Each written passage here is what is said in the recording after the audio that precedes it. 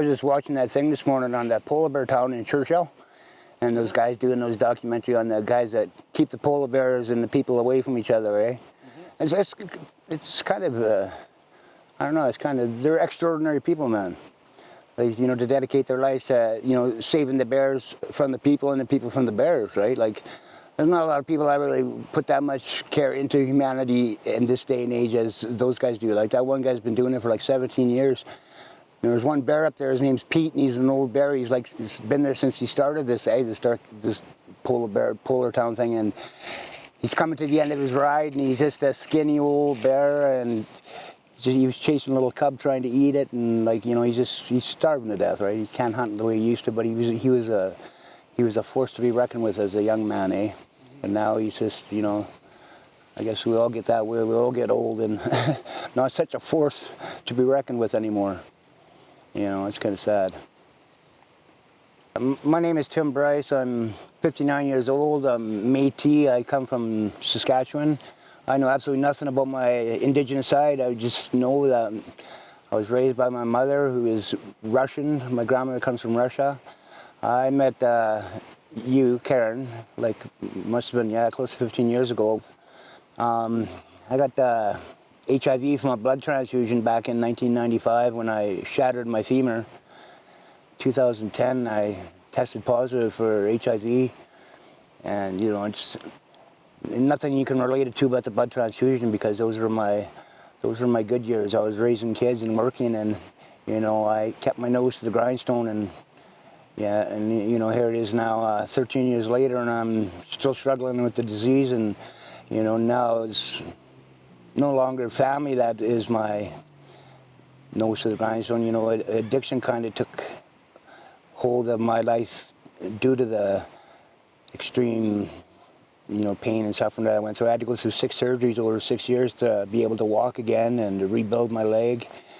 And, you know, by hook or by crook, you know, I made it. And, you know, I even the experts that were working on me said that I'd never walk again without a cane. I'd never play ball. I'd never be able to run with my kid. And most people, you know, I think most people would lay down when they'd hear something like that. But to me, it motivated me to make sure that I could race with my kid and run with my kid, and there was no cane involved. And to this day, there's still no cane involved. And, you know, I'm like a big old polar bear, and I just refuse to lay down, right? You know, the day's coming, but it's not today, right? Hi, my name is Bruce. I'm a resident of Prince George, British Columbia. I've lived here on and off since, I guess, 1990. Mostly away, but sporadically for work. But when I do forestry work, it brings me out here most of the time, and I used to do mining exploration work as well for the better part of 15 years until the markets crashed in 2007, I believe. And I went through a long state of bad luck back then, which I won't get into, but it led me to eventually coming back out here for work again as well. Doing forestry consultant work, which involves some basically really hard leg work, doing engineering cut blocks for harvesting equipment, block layout, stream assessment, timber cruising, mapping. It's 99% field work. I never got to see much office work. And I was asked to do this interview based on the fact that after an accident at work and some bad life choices, it led to my becoming homeless, and mainly bad decision making on my own part. And part of my ignorance to the street culture, I guess you'd say, it kind of enveloped me, being here by myself. Yeah, and how life has been since then. It's been 2 or 3 years now. It was basically a skidoo accident. It was foreseeable, but at the time it didn't seem as bad as what it turned out to be. I was waiting and waiting because the guys in front of me were stopped, and I came past them on the trail, or I decided to pass them, and I didn't know that the road bank was right there, and I didn't realize how far of a drop off it was, and I hit it going way too fast, and when I landed I got severe whiplash from the helmet bringing my head forward and then whipping back, and it crushed 3 vertebrae in my neck. And it was just agonizing. And then, this was near the end of the day, we were on our way out. On the way out, it was a snowstorm, and it was about 3/4 of an hour skidoo ride. And where it was spring, the trail was punched out, and I couldn't see the bumps as I hit them, and every time I hit a bump, my head would snap and made the injury worse. Okay.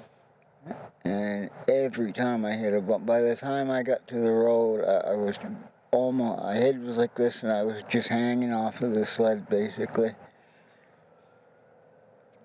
And I'm not sure, I don't believe I worked after that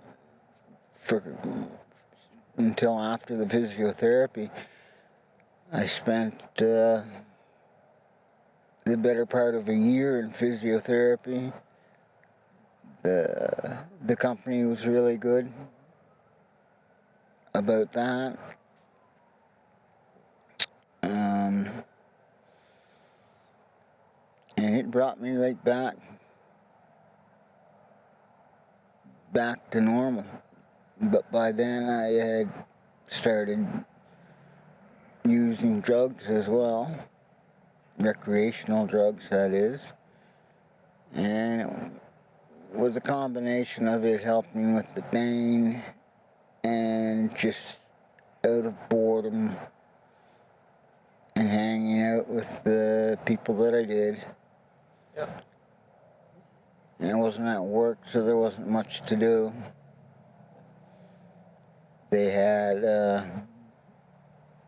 light duty, but it was like I was just a pain in the ass for them.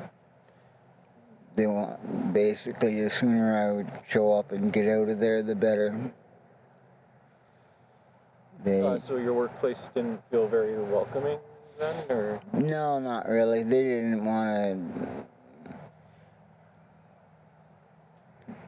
to give me, basically, if they had it, I never saw it, much office work, and I wasn't any good at it. Hi, my name's Pansy Nishiak. I'm from New BC. live here in Prince George. How did you meet Karen, the documentary filmmaker? At one of our undo meetings. So why have you agreed to work on the documentary? Because I want to share my part on, since I've been living down here. Like, I've been on the street at first before I moved to Knighton. So for 3 years I was on the street after my husband died. Then I got into Knights. I've been there for 3 years. Can you tell us where we are and why it's important? We're at the cemetery here in Prince George, standing in front of my late husband's grave. He passed away about 3.5 years ago. And 3.5 years ago, when he passed away, I drank a lot. And that's all I did. And then about a year ago, I had a stroke and an aneurysm. And I'm here today. I lived through it. I walked out of the hospital with a short-term memory loss for about 3.5 weeks. So every time I went to sleep, I'd wake up and not know what I did that day, the day after. Like, now I know what that movie was about, 51st Dates. I didn't think that had ever happened, but I think being here and telling my part, like what has, like how I've been, like it's kind of hard sometimes. But I usually go out and I do, after my hard day, like I cry for a bit, then I go out and help other people, see if they need food or coffee or whatever. And this is the first time I've been here at his gravesite since they buried him. So it's kind of emotional for me, but it feels good to be here.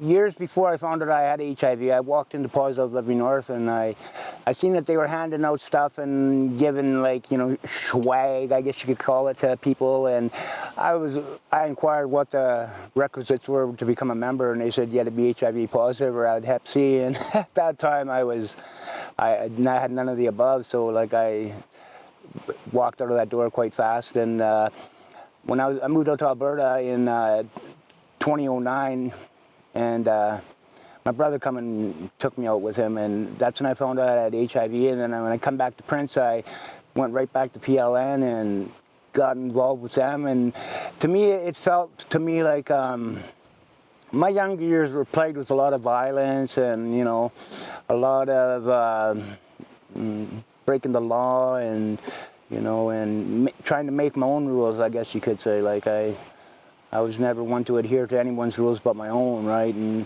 it cost me, like, it was a costly thing. It cost me 13 years of my adult life in and out of the Corrections Canada. Like, I owe most of my adult life to them. And, you know, it was a hard way to grow up. And I always thought deep down inside, you know, there's something bigger for me and more meaningful in life than being in prison, sitting in a cell. You know, how big those cells are. There was more to me. Like, I couldn't open my wings at all in there and flap or fly or nothing. I was grounded, and I hated it. I felt like a caged animal, and the longer I stayed in it, the more I started to get meaner and meaner and meaner, and I didn't like that part of me. Like that, growing up, I was a mean little guy, and I didn't like that because everyone was scared of me, right? And I always said to myself that I would change that about myself. And you know, I guess HIV is almost a blessing in disguise, because it, you know, it made me hit the brakes real hard. And I thought to myself, what can I do to, you know, give back to society that I've been so parasitic towards, like in my younger years, and being a frontline warrior and going out and doing harm reduction and going to talk about my life and just my story, giving out my story has influenced younger people into changing their ways of thinking and their beliefs towards drugs, and they're feeling that that peer pressure thing is not for them, and them deciding to carve their own niche in life and not to follow anybody else. You know, and I've never been much of a follower. I've always been a leader, but the way I led was the wrong way.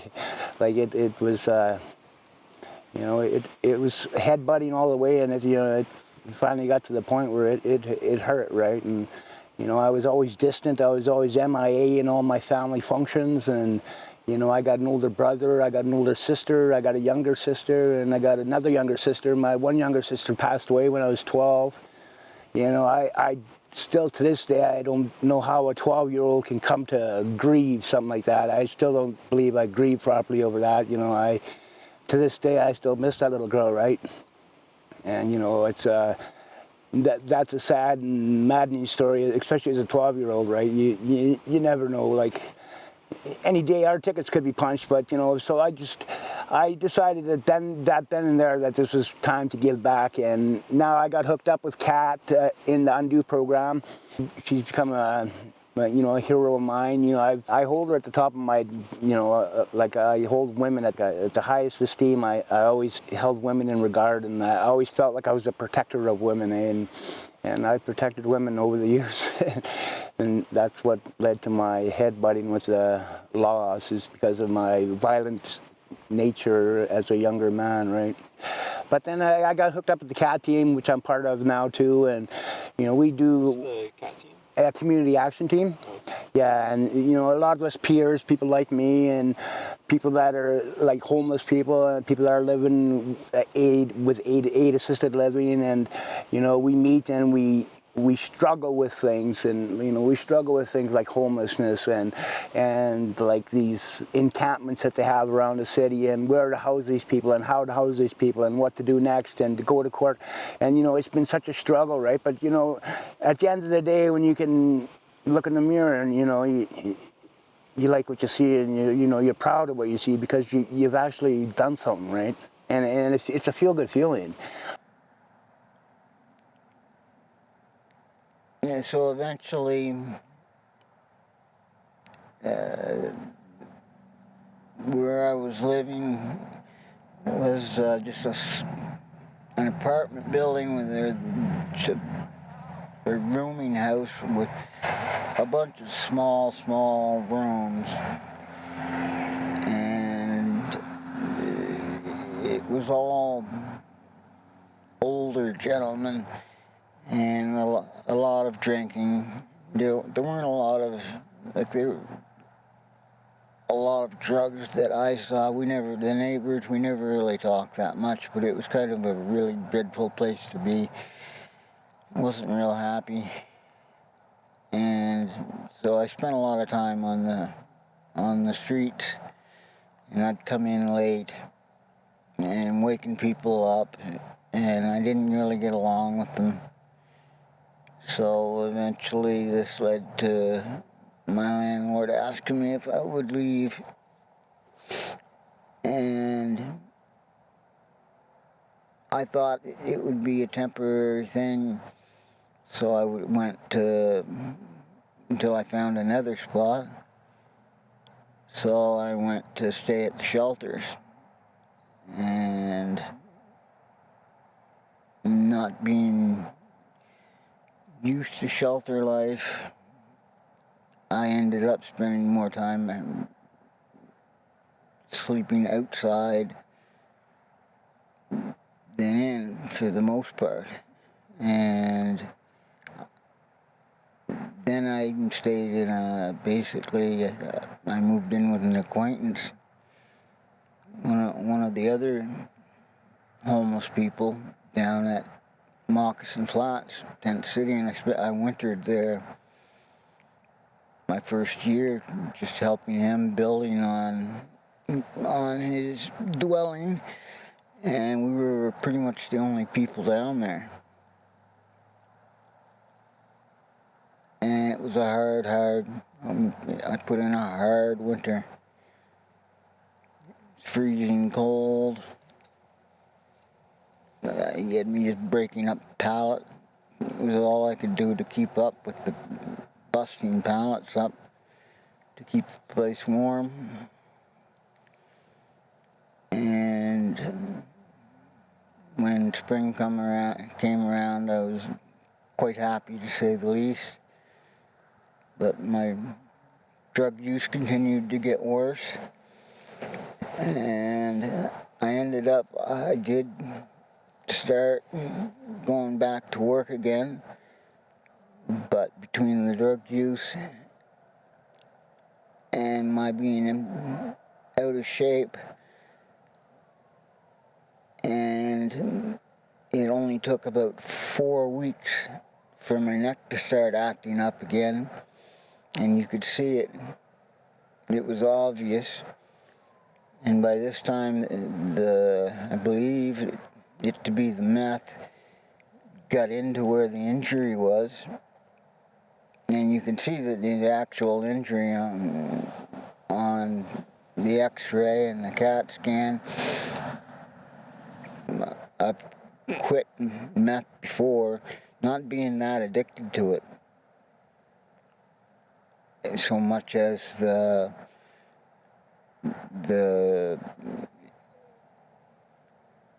down. Yeah. And yeah, it definitely plays a big role, but right now, whether I would be on it or not, I can't even straighten. Like, I have to go back to physiotherapy if I want to go back to work for sure. Yeah. And that's one thing I'm looking at right now. There's a number of exercises and things I can do that I'm quite certain I can get back so that I'm at least able to do some sort of work. But I don't think I'll ever be as good as what I was after the first bout of physiotherapy. And it scares me because when I've done work since then, I haven't been able to, my stamina is just not there.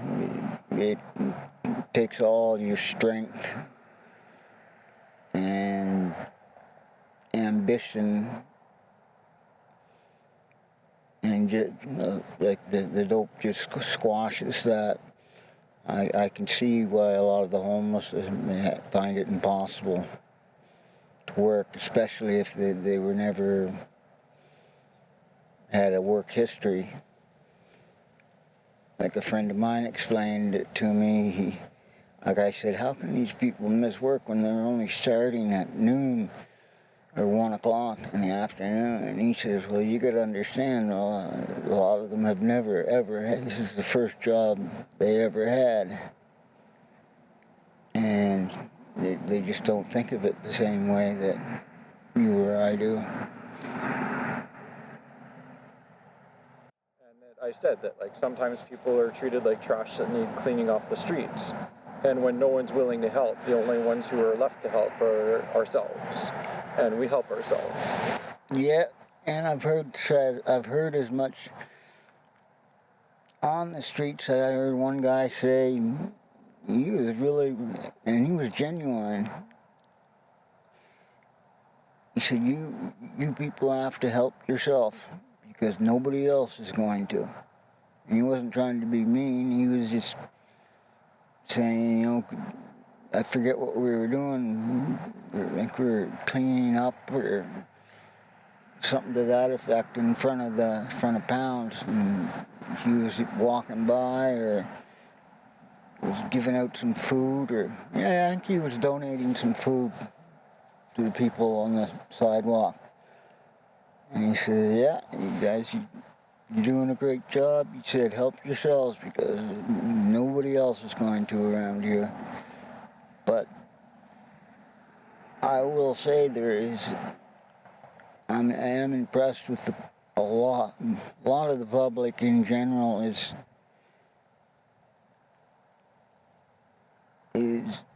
very empathetic towards the homeless, and they stop quite often and hand out food and what they can.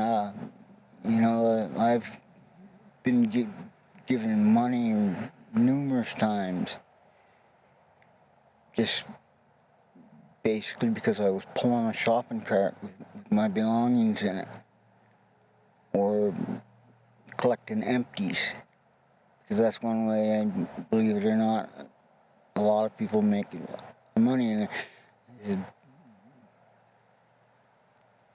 ashamed to say that that's what I do a lot of the time. It's an honest living, and it just, I have to do something to top up my welfare. There's no way I could afford my drug addiction unless I'd be in jail because I'm a terrible criminal. And anyone I know that supports their drug habits through crime is in jail or has been in and out of jail since I've known them, and that's not one place I care to go. I believe it was in November 2022. I met Karen through the Undo group. She was friends with Kat, I believe, and mentioned to me that she was doing a documentary on the homeless,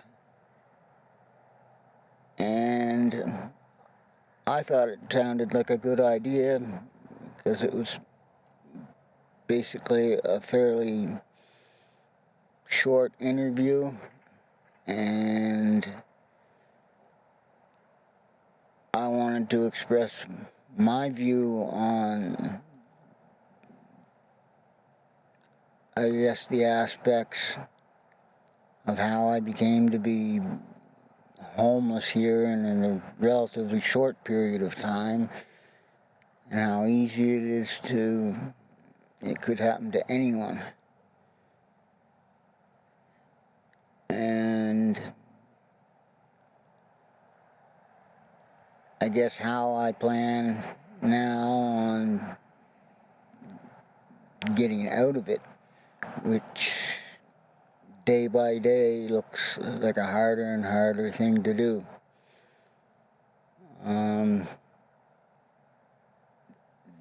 There's a lot of different views from the homeless on why they've become or ended up in the situation that they are. Some of them are very vocal about it, some of them aren't, but I personally wanted to show that the blame is not always on others. We all, to me, it's because we all make our own decisions at the end of the day. And society,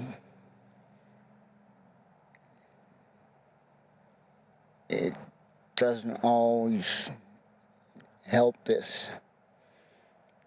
How should I put it? If you make the wrong decisions, there's not a lot of netting there to keep you from falling into this sort of way of life. Seems like there's a lot of help available to you, but it's to get kick-started, it's really hard. Once you're in a rut, it's the hardest rut I've ever seen to get out of. You keep waiting for it to happen, to get that burst of energy or that one day that everything's going to change and you're going to get that break. But it just seems like you keep falling further and further behind, and you get used to it. And the idea of going back to how you used to live your life just gets farther and farther away. And right now I'm just focusing on getting better, and because it's a hard process getting off the the drugs, that's 99.9% of the reason that people are held down around here. I believe that. And there are lots of places to go to get help, but they're not the easiest to access all the time is what people think. I personally had to have someone make the calls for me to get me into detox the first time. And while I was in there, I met people that had been through the detox program, 10, 15 times, and it hadn't worked for them. But before I had gone through one in New Brunswick for alcohol. And alcoholism, I was an alcoholic for about 25 years, and it did work for me. To this day, I don't touch alcohol. I can't, even just the thought of it. Not because I hate drinking, it's just kind of all the negativity that goes along with it. My mind, instead of craving it, just kind of, it does the opposite. It repulses it, the thought.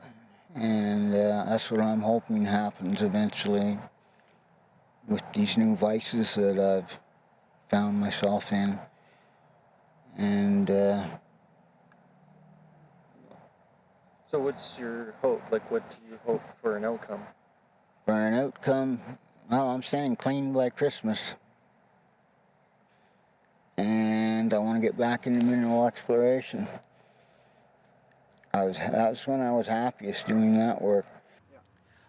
I think what Karen is doing is awesome. I agree with it because I think it will help. Like, our stories will help other people. Like, help other people in ways that they don't realize that we have like we're going through what they're going through. And it will, people will open up. They think they're alone when they're not. Like, I thought I was alone until I went to undo meetings and realized I'm not alone. And yeah, I think it's awesome that you're doing this. When you finish watching this documentary, I want you to, yeah, just, it's like, I'm like excited, crying, just, yeah. Everything at once. But like, like some people, how I see it is some people think that we have it all good or that we're all just drunks and users, but we're people too. We have heartbeats, we have feelings, and yeah, it's, I don't know. It's like I'm just. No, that's perfect. Why did you agree to help me and to work with me on this documentary? Well, the reason I agreed to this is because I want people to know that we're human too. Like, there's a lot of struggles out there, and everyday struggles. It's the mean streets of Prince George. Like, I grew up here since I was 19, and the reason I want to get out there and get my voice out there, I want people to know that life's not that difficult. And these people that are living in fancy houses, driving in fancy cars, they're only a couple of bad choices away from sitting on this log doing interviews like me, and living in encampments and living homeless, and they don't realize it. And they're looking down at people like us, and you know what? The people I met with the biggest hearts and that care the most are people like me. Like, we'll go out of our way to help a lady across the street. We'll go out of our way to pick up a little kid that's fallen off his bike, where other people will drive by and lock their doors and they won't help them, but we'll go out of our way to help them and put ourselves in harm's way to help these people, right? Like, I've been in so many situations that could have cost me my life, but I didn't think about that at the time because I was just thinking about helping, and if more people will get out there and help. And it doesn't even need to be that many more people. Like, they can spend $60 million on a pool, but they can't spend $1,000 to help, you know, homeless people or people that are addicts, and you know, addiction's not a choice, it's an illness. You know, and they look down at us, but you know, there's alcoholism it's an illness too, and there's more alcoholics out there than there's drug addicts in my eyes, and people don't look down at them. But as soon as you smoke a joint or you know, stick a needle in your arm, or you know, or you're just a little bit against the grain and you're just roughing people's feathers up, that's when they want to put you away. They want to take you out of society. We do more harm than good when they pull us out of society, because when we come back meaner and madder for the reasons they put us away. Whereas they could get more out of us by doing stuff like this and letting people know that, you know, not only am I an addict, you know, I'm a father, I'm a son, I'm an uncle, I'm a brother, you know, I'm a friend. You know, I carry so many titles, right? And people keep calling me sir, and I don't think I've earned that title yet. You know, Elton John has, but I haven't, right? That's what I think. So, all my relations, and God bless.